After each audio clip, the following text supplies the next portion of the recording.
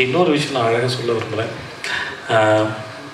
நான் பினராயி விஜயன் சாரோட ஒரு ஒரு ஒரு ஃபங்க்ஷன் ஒன்று அட்டன் பண்ணியிருந்தேன்.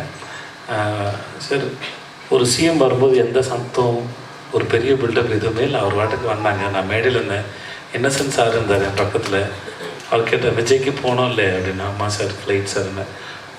சிஎம் இருக்கிற ஸ்டேஜில் எனக்கு ஃப்ளைட் இருக்குதுன்னு எனக்கு முக்கியம் கொடுத்து விஜய் நீங்கள் பேசிட்டு போங்கன்னு சொல்லிட்டாங்க. அவர் சொன்னார், உடனே பேச ஆரம்பிச்சிட்டாங்க.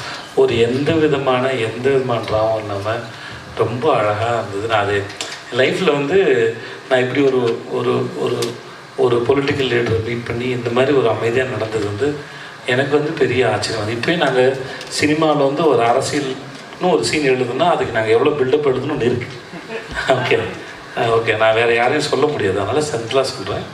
ஆனால் எந்த ஒரு இதுவும் இல்லாமல் அது நேரடியாக நான் அனுபவப்பட்டது அது. So that was a very good moment. அந்த இதுக்கும் ரொம்ப நன்றி. Thank you so much. நன்றி.